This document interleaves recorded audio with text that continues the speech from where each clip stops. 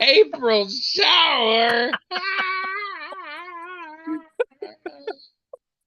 Oh, sorry, everyone. You caught us in one of our wonderful, witty banters, and then we forgot that we were actually supposed to be recording.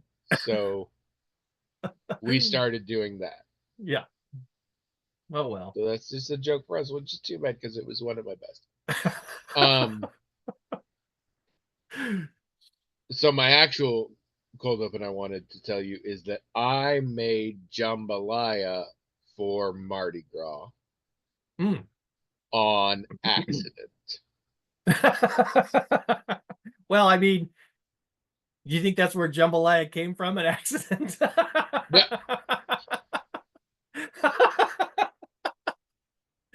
uh, our Cajun audience is going to crucify you. I know, I apologize.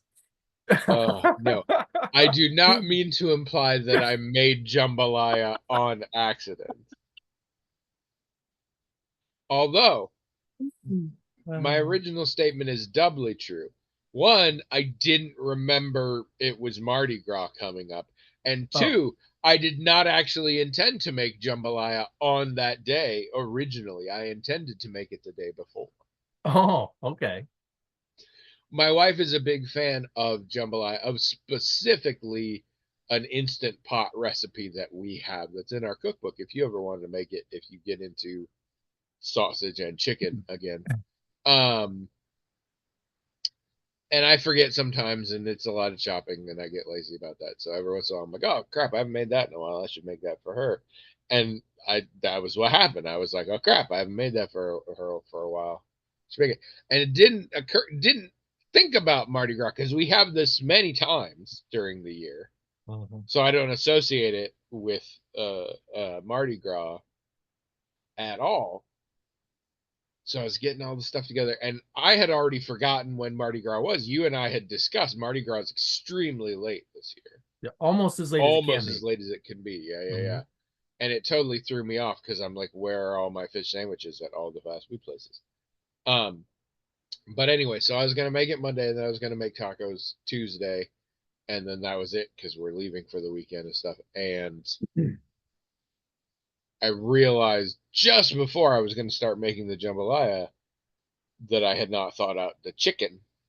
Oh, oops. So I was like, all right, so tonight we're having tacos and tomorrow we're having jambalaya. And that was fine. And we had tacos. It was great. And then the next morning I was taking her to work and I'm trying to get her psyched up for double like, tonight you're going to get jambalaya. She's like, oh yeah, for Mardi Gras. And I was like, oh yeah.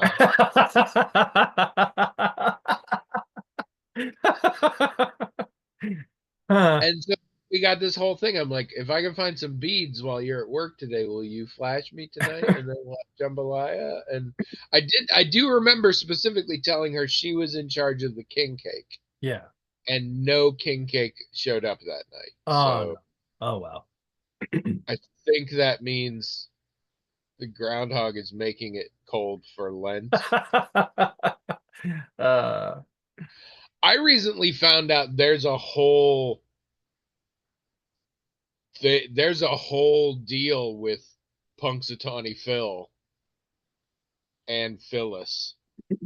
Uh, the Punxsutawney has something called the Inner Circle, which is um, the collection of men who interpret Punxsutawney Phil's yeah. words and also are the ones who keep giving him the elixir of life that allows him to continue living Yeah, I think I've because heard there that. has only ever been one Punxsutawney Phil Sure. and Sure. Phyllis. And also recently they had kids for the first time ever, even though they're like 180 years old or whatever. They actually had children this time. But yeah, Oh. it's a whole deal that is like Hmm. It is a deal. it is a really big deal to the people for whom it is a really big deal. Apparently, the rest of the Punxsutawney is like annoyed as shit.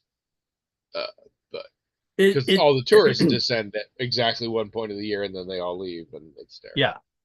It's kind of funny, that whole thing. I remember when I was first hearing about it, and that I wasn't aware of it, of course, until the movie came out. And then it's like, is this a thing that they actually do? And you found out it was, and that there's this little group, almost like a secret society kind of thing. And then, you know, they pretend they're listening to what Phil is saying.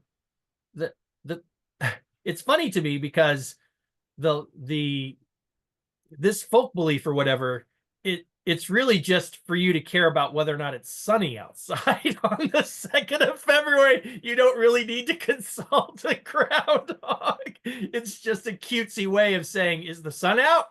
Well, if it is, You're then there's fucked. going to be a long winter, right? Yeah. It's not really about the groundhog. It's about the sun being out, and everybody Because knows if that. it was, we could just blind the groundhog and we would have early spring every year. This little pencil poke one. And again, Change that like later. he whether Phil did or didn't see his shadow, it again, is the sun out? You don't have to ask. You can guess. If the sun's out, yes. If the sun's not out, no. Why do you have to ask? It's so weird, but it's what they do, and I don't I don't really get it. Look who thinks he knows so much about being a groundhog all of a sudden. Oh my goodness. It's just so funny. And I mean, I guess, you know, it's interesting that you should kind of, well, that this should come up because I've been talking with another mental health care professional about how we can get Thank goodness. how we Been can waiting. how we can I help was like, you need more than one. I've been working with 2 and it's been wonders. how we can help people who can't afford mental health care to, you know, to get it. What kinds of things we can do. And we were talking about how, you know, back in the day, mutual aid societies used to be how people got health care and other types of things that today insurance, not just health insurance, like property insurance, anything we buy insurance for today, a lot of people back in the day would be part of mutual aid societies to be able to afford. And they didn't just provide, say, healthcare or property insurance or whatever. They provided a social club, basically. And sometimes they would do like the Masons and the Oddfellows do, and they'd have rituals and everything else, something to make the whole being part of this club interesting and fun and socially fulfilling outside of the practical function of providing this service. And then we were talking about how, you know, even though like this area, just to take an example, the Coralville, Iowa City area, even though the population density is greater now than it was 100 years ago when they had these mutual aid societies, people feel more disconnected and alienated than ever. I mean, they're closer together, but they're lonelier than ever. And a lot of programs that are really designed to help people build social connections and support are usually quite successful, especially the ones that do provide like some kind of, I don't know, meaning and purpose in a person's life or whatever. So maybe there's an opportunity for that kind of thing to come back on in the social support aspect.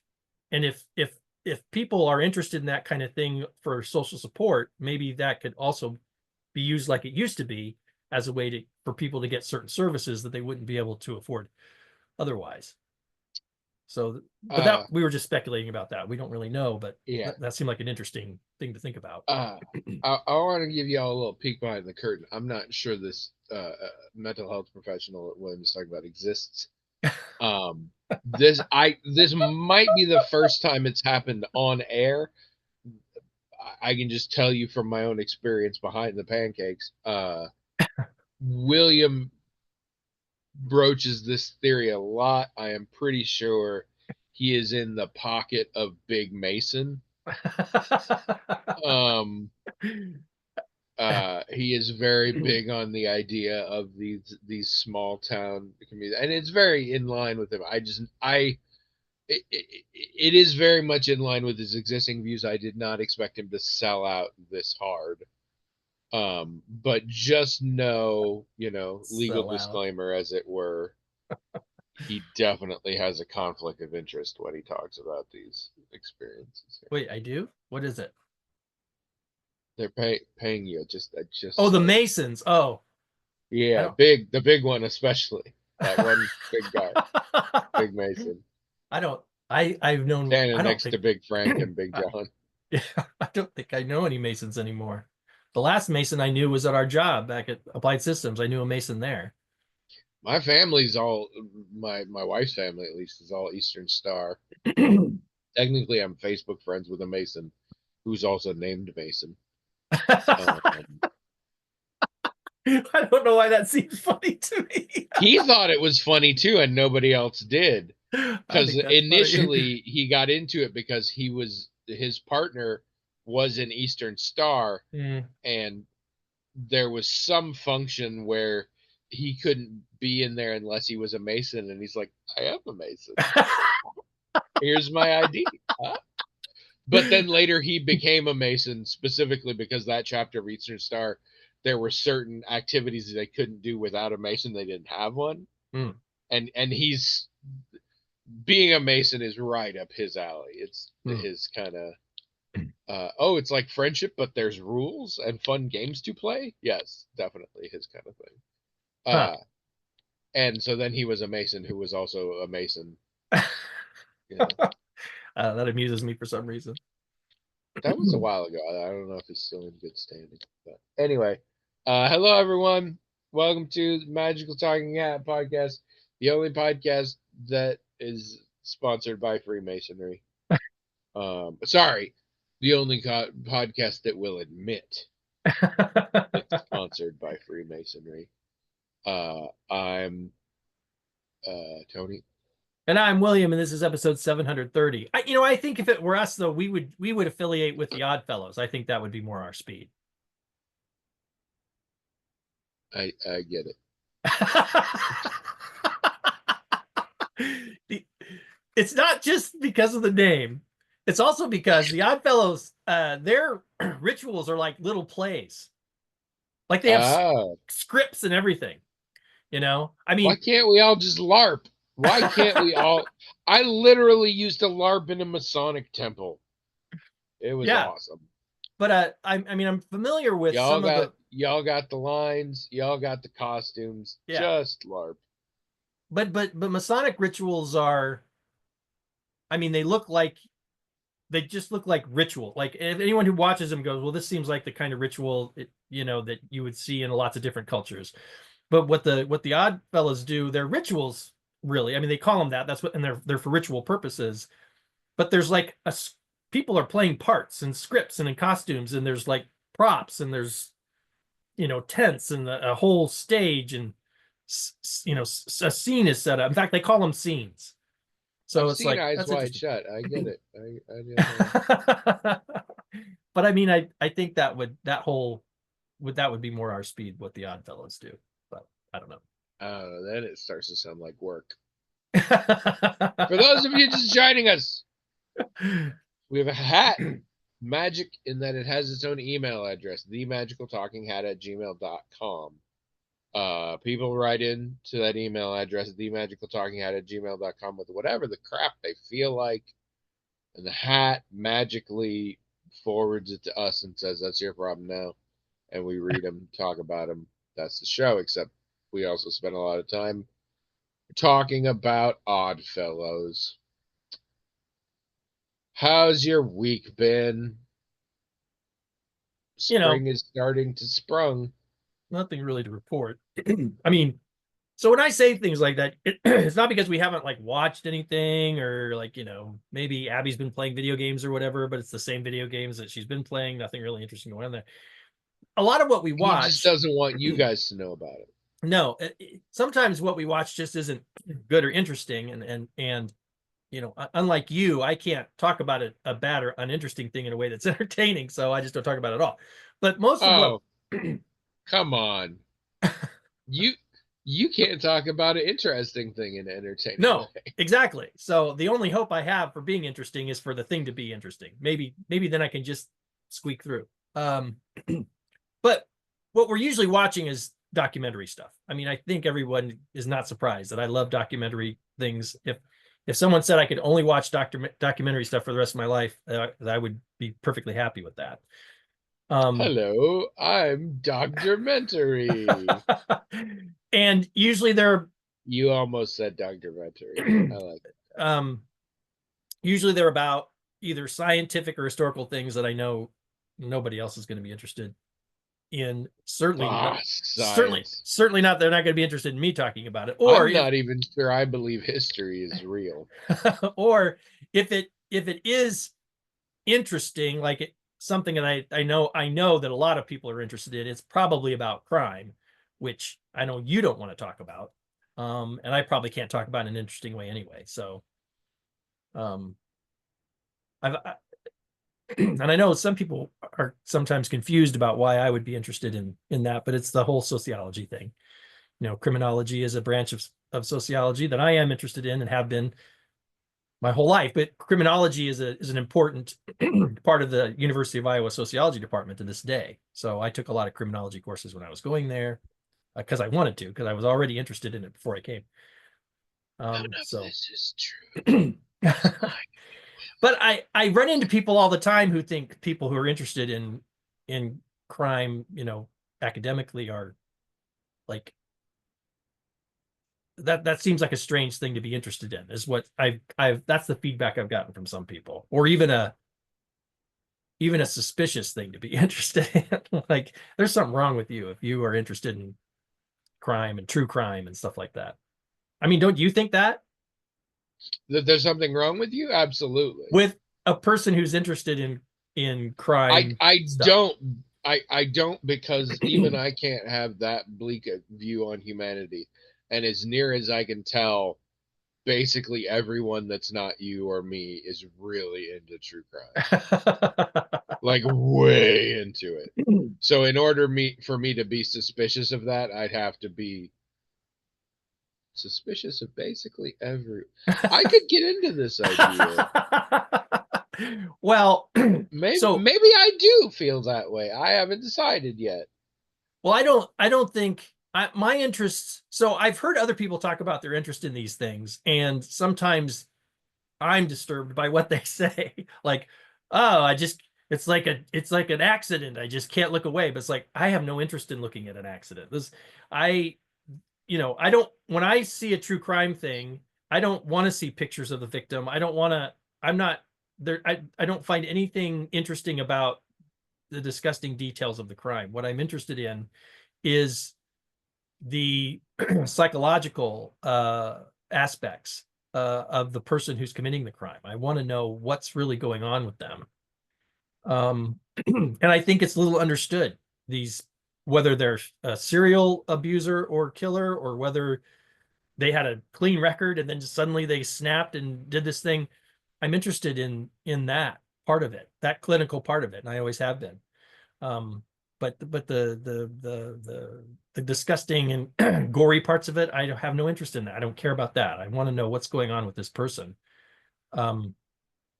That made them do something that I think is, well, I don't just think it. I mean, statistically, it's true. It's a very rare thing for a human to do these things. I mean, cynical people think that humans are brutal and awful and this way, but the fact is, no, humans are generally not murderers and serial abusers.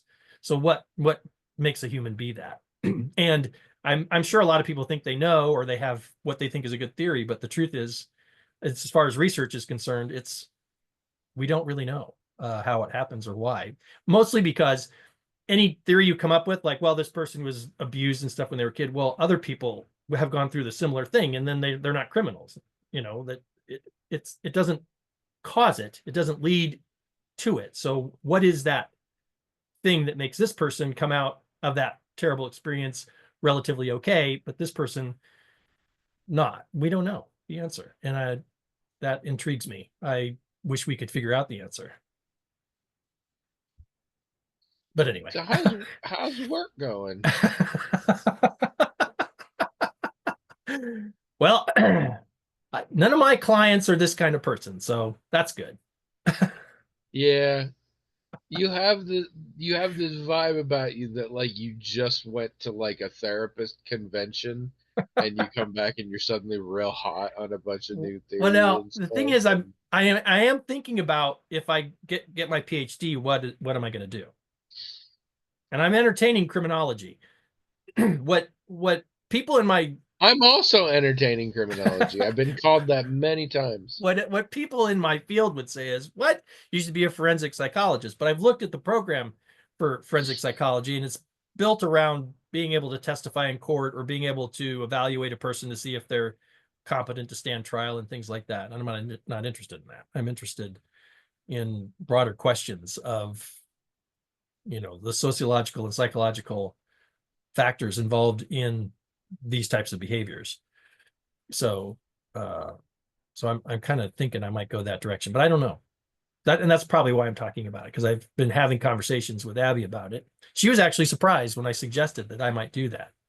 She thought that kind of came out of left field, but not at all. This is something I I've think always this is been a sign interested that you're turning into Hugh Grant's character from Heretic. in. Oh, And that's only funny to people who've seen Heretic. But which I haven't seen it, so I don't know. but here's the important question: we have to stop with all of your criminal obsessed uh, Dr. Loomis vibe going on here, and answer the important question that will determine whether or not we manage to do an email today. Have you seen Nosferatu? Yeah. All right. Didn't I say I had? Had you seen it last time? I talked about it. I said I wasn't that impressed with it. Remember? You don't remember me talking about No, it? I don't listen to you very much. Well, we finally saw it. Oh, I guess I didn't know you were going to see it. Um, Trish was intrigued, and I had no reason to oppose to seeing it. Oh, okay. All right. Well, all right. I might have predicted my reactions better had I known the pedigree. I didn't get who this was. The guy who made it, like Yeah, the same guy who made the lighthouse and who made. Who made the lighthouse and the Vivitch But I told you that. and one other thing. I told you those things. I said that to you.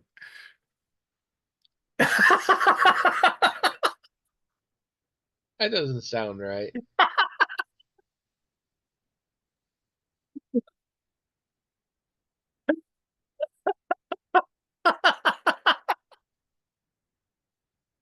Was this on a different podcast you do?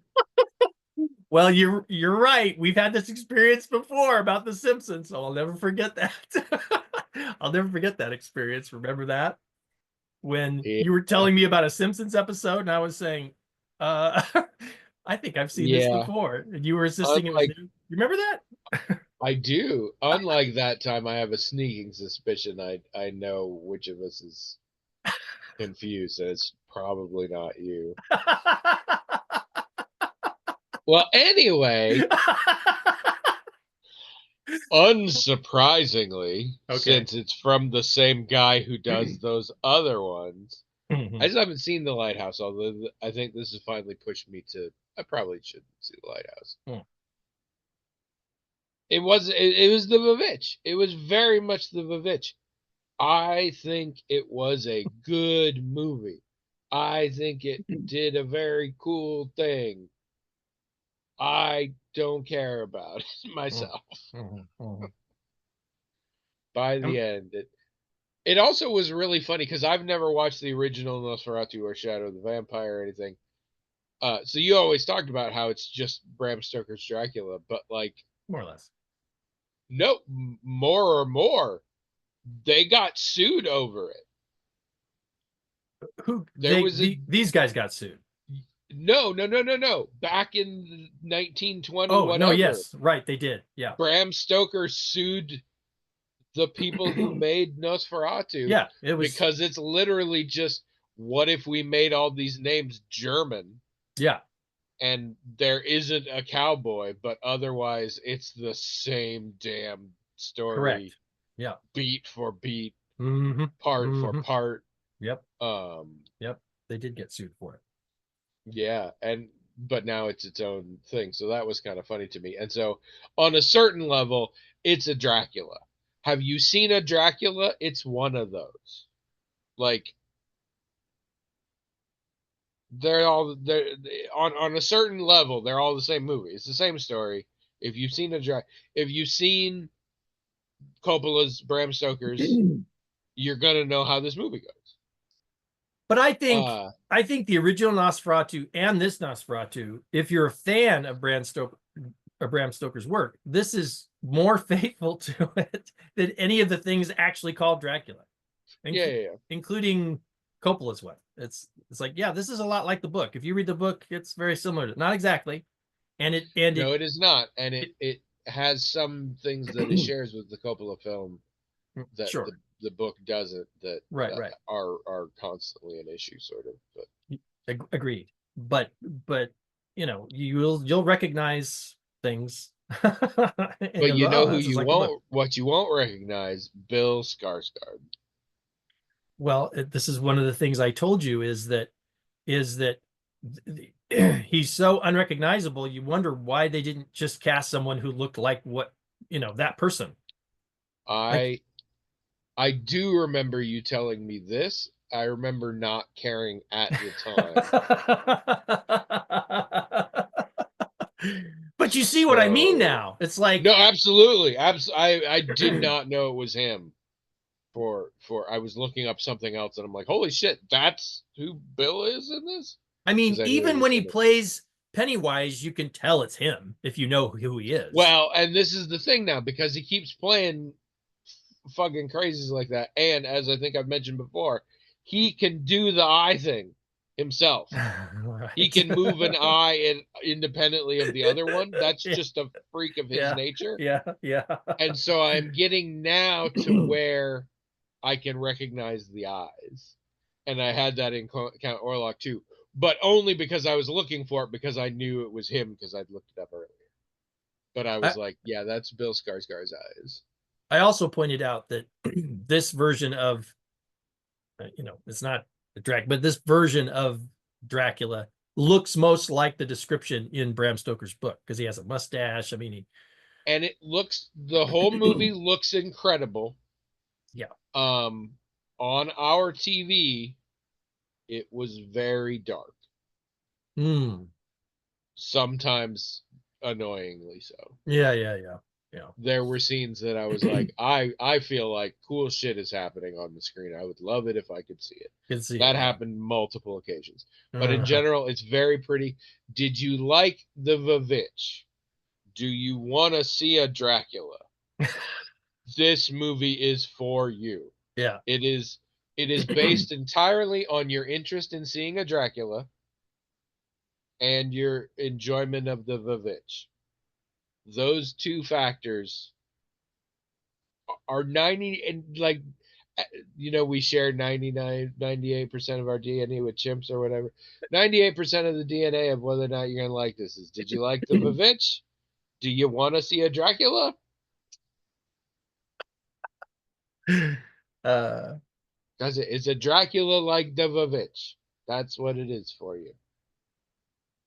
And I didn't like The Witch that much, even though it was. Me neither. But I thought it was a very good movie. Yeah, it was intriguing. I just didn't think it was good for me. Right. No, I felt exactly that way about the Vavitch. Yeah. It's the same thing, and it's one of those. I feel bad I didn't like the Vavitch more. Not like I was giving it a bad time, but like I wish my mind was such that I was more into it. And I felt that way a little bit about this one. Like, I'm not as into it, but I wish I was. It feels like something worth being into. It feels like a good movie. I wish I thought it was a good movie. Like that kind of thing. I don't know. Yeah. But it's fine. All right. Well, then I'm going to talk about my other shit, because I got other shit too. But I thought this might kill us. All right. We'll get that out of the way.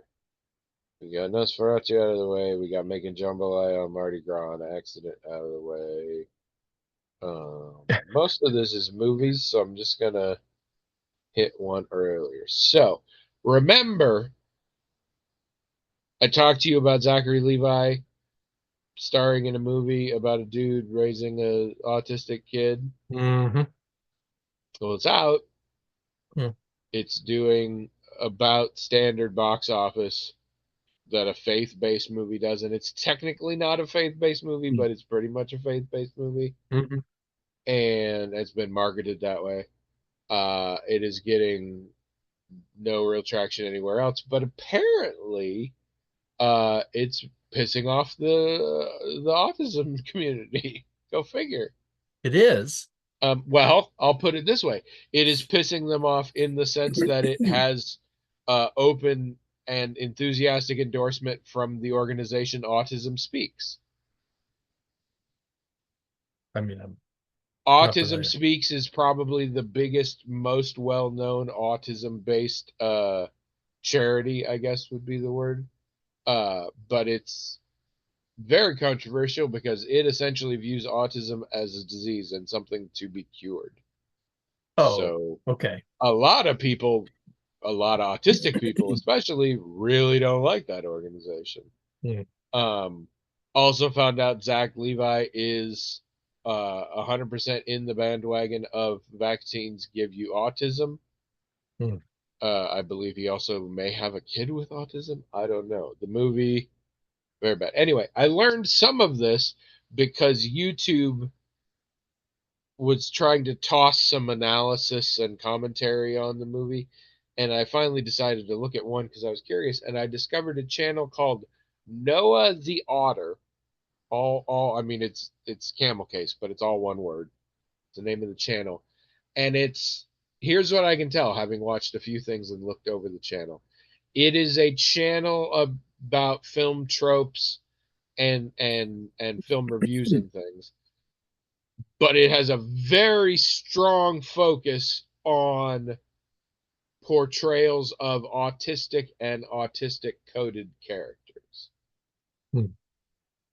And there's a lot of videos that sort of talk about concepts within portrayals of autistic and autistic coded characters. And I do not explicitly know that the Noah of the channel is autistic. There is a lot of contextual evidence that suggests if they are not autistic, they are very close to someone who is. Um, because they keep saying things like, obviously, I'm interested in how they portray the autistic person here or whatever. And I think I'm going to look into this more because I find this very interesting, and I feel like this is autism. There's enough autism sort of awareness now, and now there's more getting into. So, what does it actually mean? And film, especially, is very bad at people with autism are just essentially like developmentally disabled people who are already not portrayed very well in the movies, and that's not what an autistic person is. And also I found out this movie was filmed a long time ago and should have come out years ago but was shelved for quite a while. um it is suspected based on the timing of when it was supposed to come out and then didn't, because the Sia movie Music, that was also about autism, came out and was absolutely uh, blown away by all the negative press and how angry it made people. Hmm. So they think maybe they were like, maybe we won't do this right now. Hmm. And it is theorized because Zachary Levi is in a kind of desperate place career wise that he may have used what influence he has to sort of push to get this actually put out, which Hmm. may also be why he's so heavily involved in the marketing. I don't know. Anyway, just thought I'd catch you up on that shit. Hmm. Okay. I find it interesting. The main reason I was talking about this is I wanted to talk about Noah the Otter. Interesting channel. I would suggest if that kind of shit sounds interesting to y'all, you should check it out. All right. We saw Craven the Hunter. Oh. We expected it to be entertainingly bad. It kind of was. Hmm. Whatever. Not sorry. It's not good. I'm not sorry. Sorry. I have now realized though that Aaron Taylor Johnson is in every movie I watch, and I never recognize him. Oh, I'm not sure who He that even was is. he was the star for which Ryan Gosling was the stunt person in the movie Fall Guy, Didn't see and it. that was the first place I was made aware of him. I believe I've seen him in like 4 or 5 movies since then, and every time it's like a different thing. Apparently, he's kind of a hot property right now. He looks like a white guy, if that helps. Okay. Um, but I never can keep him in my. He's not at all distinct. He's perfectly handsome looking, but not remotely distinctive. So I just don't. I'm like, oh, that's him. I'm like, oh, this guy, yeah. Oh, apparently I've seen him in like 16 movies, and I just had no idea. He just doesn't. He doesn't. It's not a that guy thing. It's mostly a, oh, that was him. Oh, okay, I'll take your word for it. But he's good, and he's in this. He's Craven. In Craven the Hunter. Oh, Um, okay. we saw a movie called Your Monster. You, your as in it belongs to you? Yes. Okay. Not you are a monster. No. You're Yeah, yeah, who would say like there'd be no your monster? I don't know. I was kind of confused. I didn't know if there was an Yeah, article no, in there or not. no. Your as in, hey, this your monster? Yeah, it's my monster. Okay. I don't think I've ever heard of this one. We hadn't either. It has a very sort of indie vibe. I think it's from a couple years ago. It is it's a Beauty and the Beast. Hmm. Um starring Melissa Barrera or Barreras, the young woman who started on Broadway and then was in Scream 5 and 6 and then tweeted in support of Palestine and then got fired from Scream 7. She was the female lead in Abigail, if you watched that. No, I mean I've Um, heard of Abigail. yeah, she's in the other room. Um, No, but isn't that like a horror, some kind of horror movie? yeah, it's the little ballerina as a vampire. Hijinks ensue. It's pretty fun. You just watch it. It's a fun Oh, time. okay. It's a horribly violent horror movie, but it's just a fun one. Um, yeah, I don't know where else to place her. The Scream thing was her big claim to fame, and then yeah, she's not going to be on that.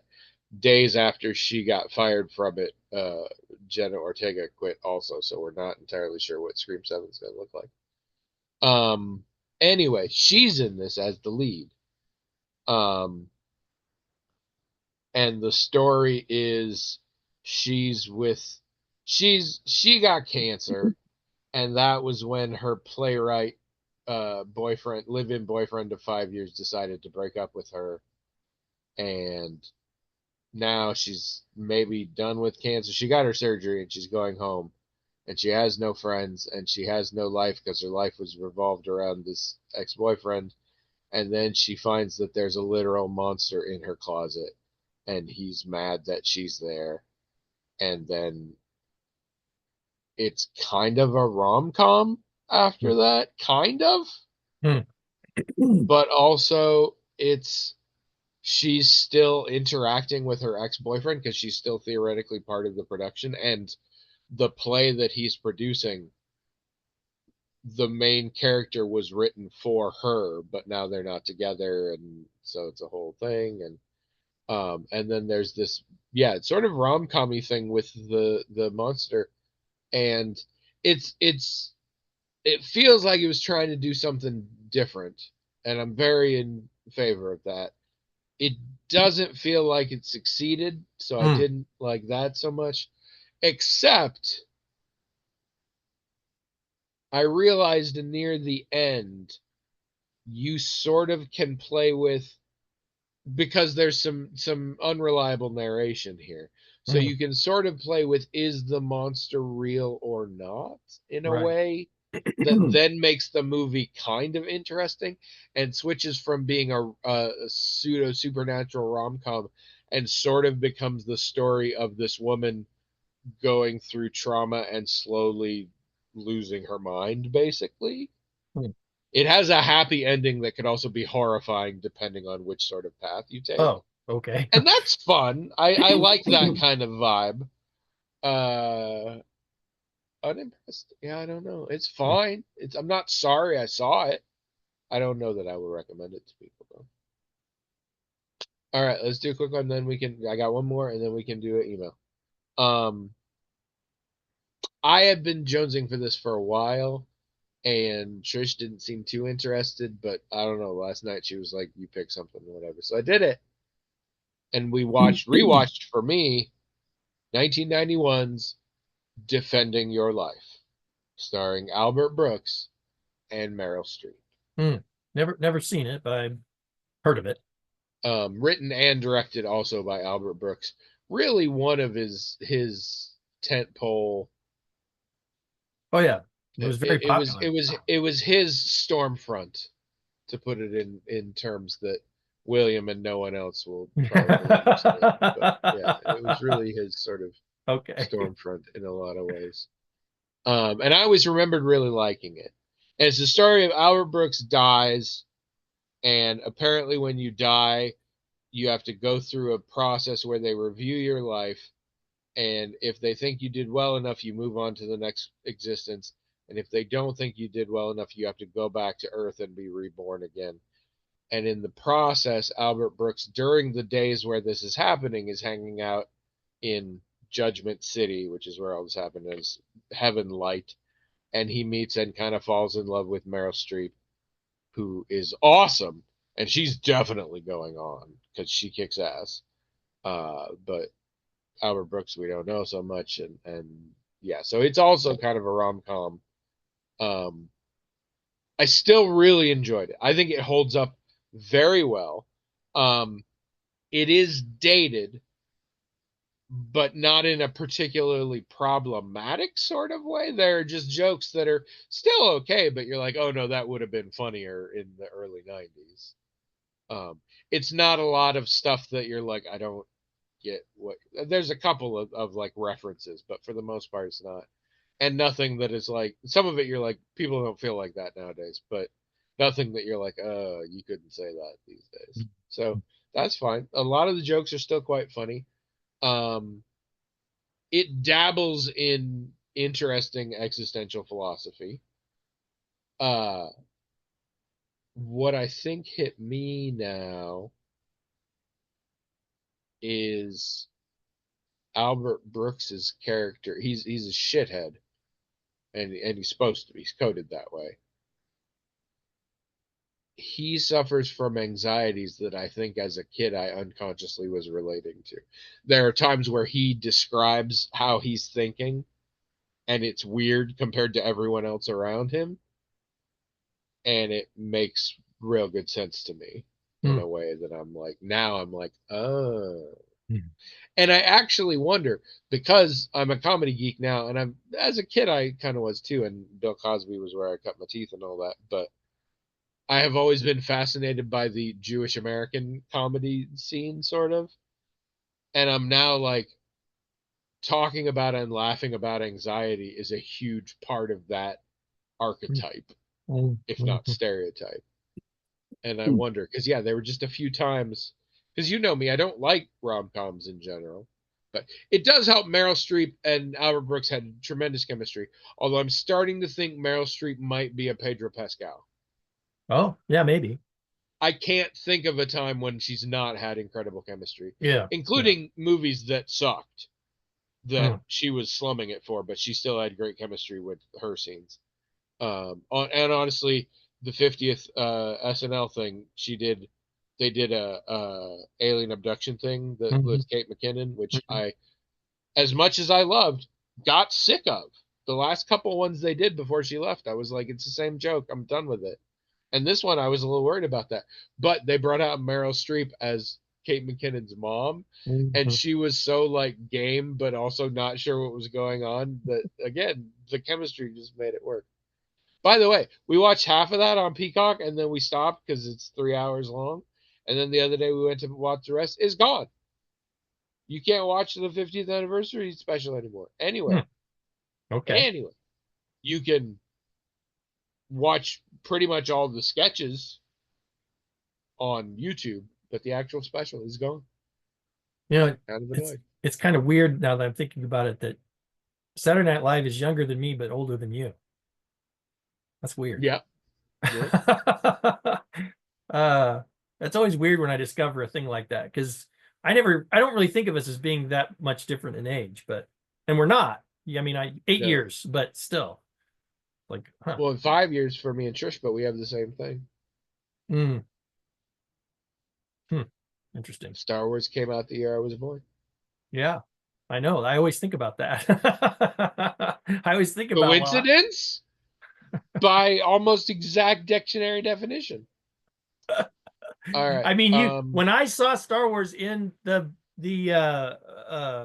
drive-in, you were around, you existed, but you were a I little was it. baby. I was in the trunk. All right. We got a few more minutes. Give us an email. Actually, I think when we finally saw Star Wars, it was re-released. So you were probably one when I saw Star Wars. They released it the next year too. For I people. saw Empire and Jedi, I think, before I saw New Hope. All right, so this is an anonymous question. Ooh. And it says, I'm happy to I be love part. that we had a question that was meant to be anonymous and we fucked it up, and that has suddenly caused an influx of anonymous emails. People are like, oh, that looks fun. Yeah. Or, well, Y'all are maybe it could be that people were thinking they'd send us something, but they didn't want to put their name on it. And then they remembered it could be anonymous, right? Because that was a thing when we had the note cards, but when we went to emails, that it almost never happened. And so maybe people just forgot. And then it's like, oh yeah, I could just be anonymous. And so questions maybe they wanted to send in, but they didn't want their name on it. They realized, oh, that's a thing I can do. So I'll do that. Yeah, I don't think that's it. We love our listeners so much, and without you, we just have each other. And Sartre told me, "Hell is William," privately. We love you guys, but you're weird. Let's see. Weird. So this is what it says. What does it say? This person says, I'm happy to be part of my LGBTQ plus friends group at work. I support that not everyone fits into a she, he box and that some people prefer them, but I'm struggling with people making the choice of a pronoun mix rather than she, her, he, him, or they, them. People are choosing she, them. I don't like it, probably because it seems excessively complicated. Can you help me either understand the choice or reframe it so the complication feels more meaningful? All right, this is a good question. This is actually a discussion I already had with someone one time. Oh, okay.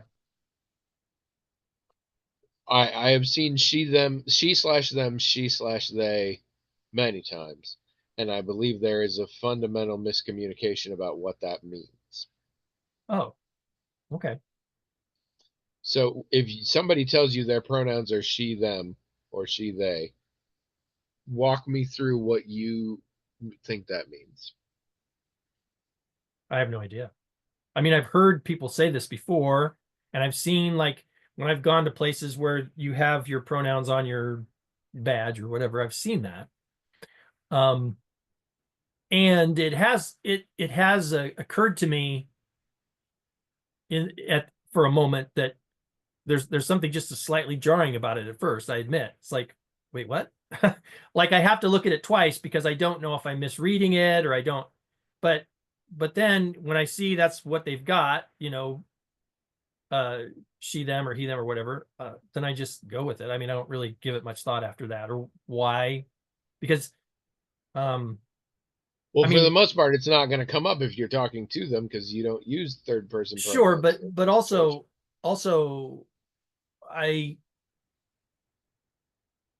I'm not sure when it comes to this kind of thing that well, let's just say I've experienced some people who wouldn't themselves be able to articulate it outside of a feeling or a sense that this feels right or this works, right? So it's like, well, if I don't, if half the time I were to ask, say, and they couldn't articulate it themselves, it's just a feeling they have about it, which is fair as far as I'm concerned. I don't really need to know, I guess. I don't know. I don't, it doesn't trouble me, except I take a double take because I also expect one of these three options, just kind of Yeah. cognitively. And then I have to stop and go realize, oh no, you could do it any way you want. And that's what they're doing. And so I just don't, I guess I don't really give it much And you thought. haven't been in a situation when you later were needed to refer to that person in the third person Sure. and then Um, navigate that situation. right. And, and sometimes so like in my job, when I take notes, and if the person's profile or their intake indicates they're non-binary, say, but they don't specify pronouns, I'll just default use they them or something in the notes, even that they're not likely even going to see. So I mean, I don't know. I've never really had to articulate my approach to this stuff before, but all I can say is I don't really think about it, why Yeah. or what it means, or if it means a particular thing.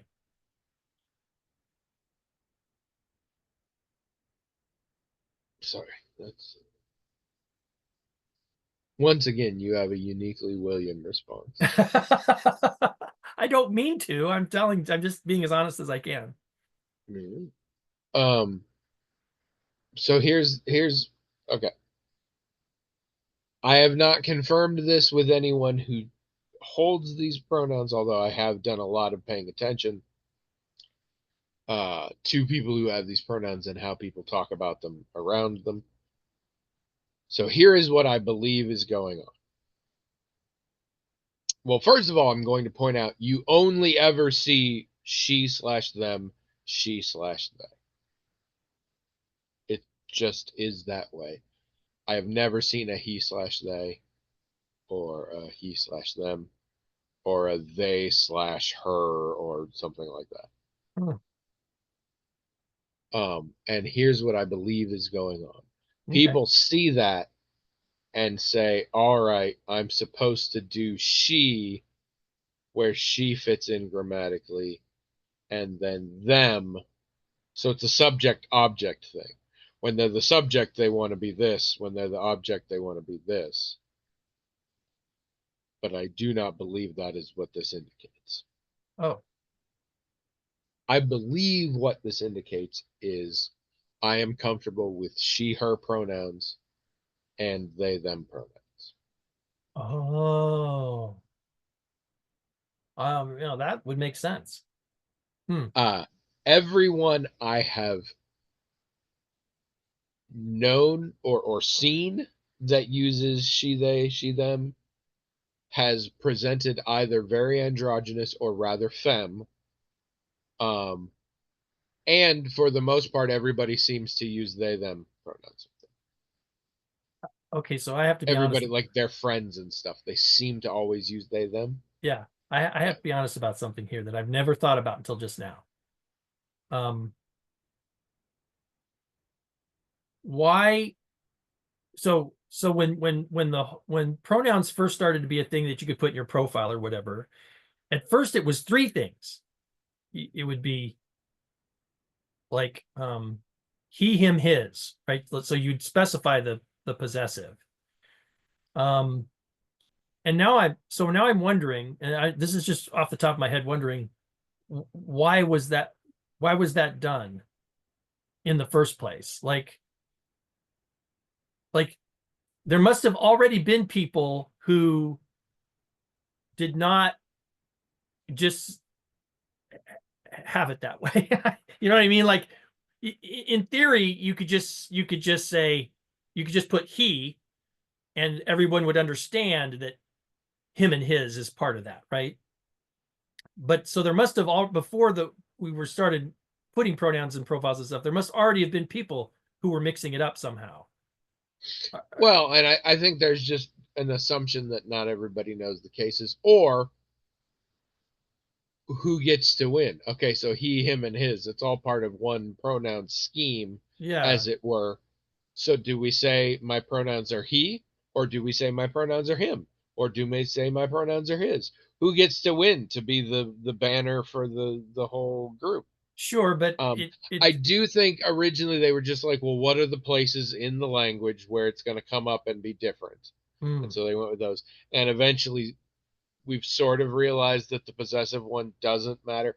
It seems weird because with him, his, but it's her, hers. It like every other time, it's not different really. It's sure, just you add an S on the end. but what you seem to be arguing is not only did we realize we don't have to put the possessive in there, but now it's like we don't we don't have to, if we're going to list more than one, it should be about I'm comfortable with this one and this Yeah, one. yeah, yeah, yeah. We don't have Well, to that's what list. I think is going on. You might be right. That's interesting. I And haven't that seen any evidence to the contrary, and also it seems insane it would otherwise.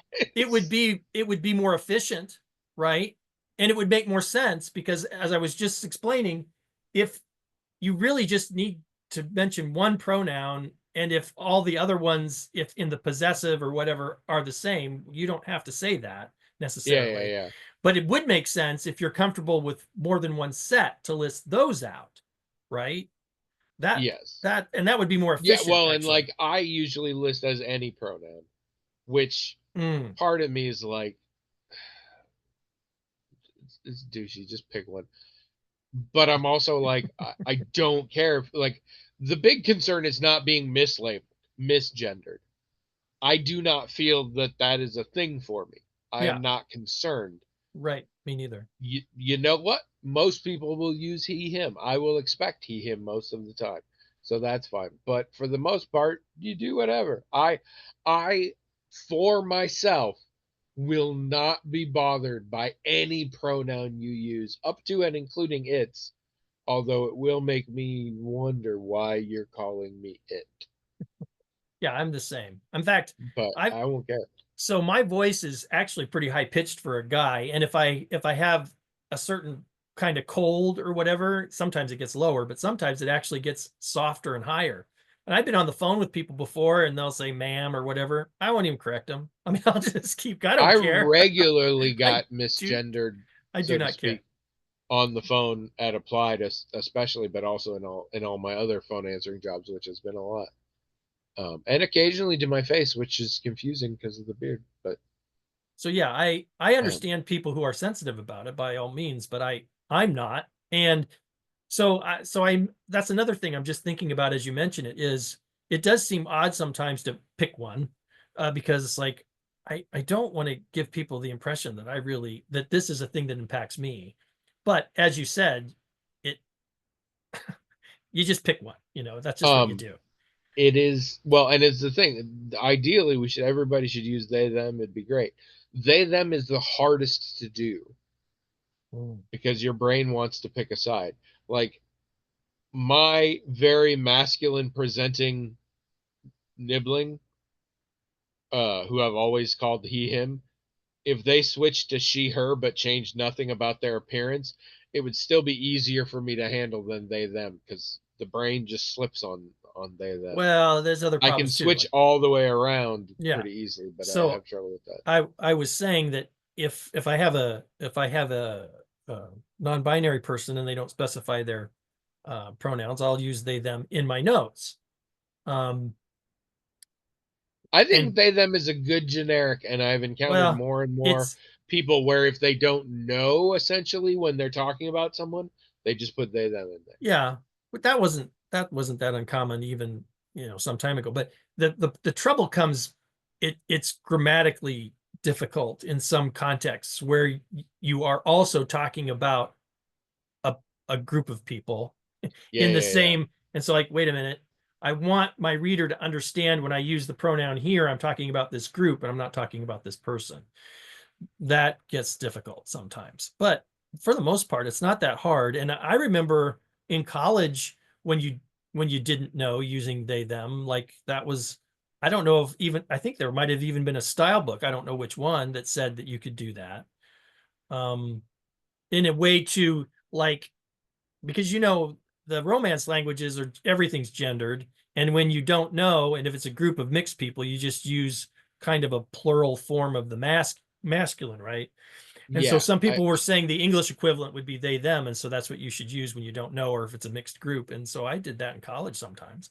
I should rephrase though. It's not when the name was androgynous enough that they weren't sure. Hmm. I am encountering it with people who seem to present in a certain way, but if the person speaking has not confirmed what And their doesn't want to gender assume. identity Doesn't is, want to they say assume. that. Yeah. More and more, just when in doubt, just throw they them in there. I'm seeing that more Yeah. and more, and I'm Right. pretty pissed off. I understand what you're But saying.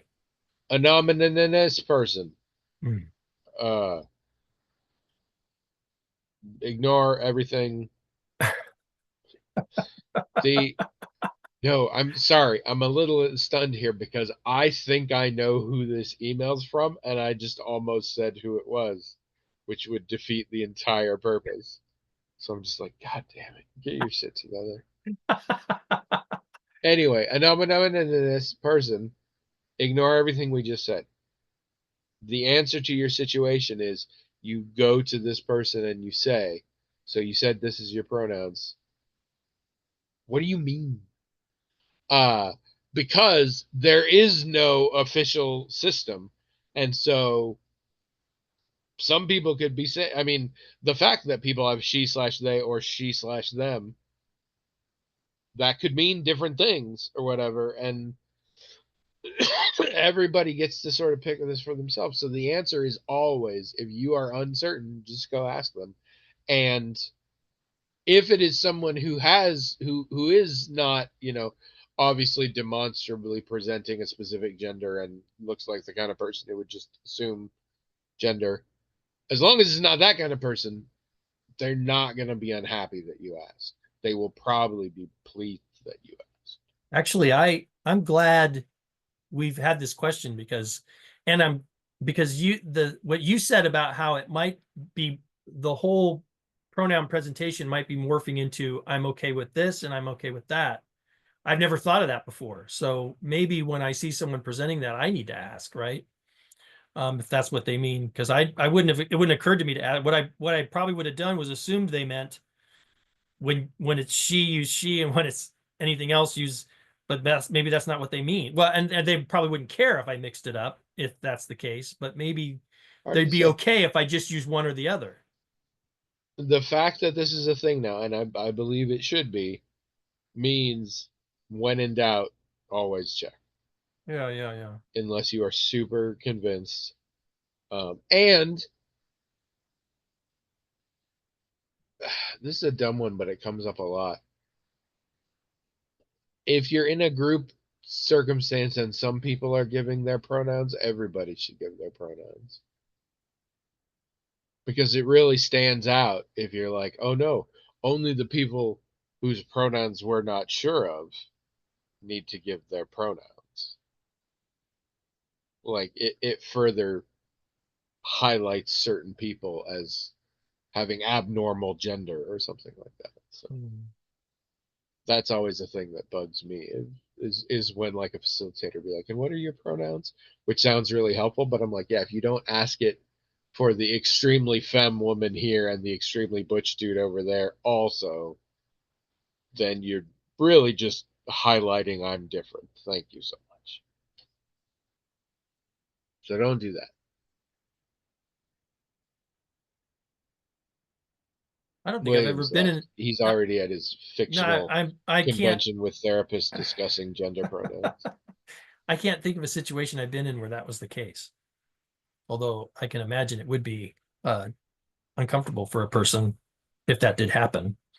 I know I have either been in or been told that because it never occurred to me.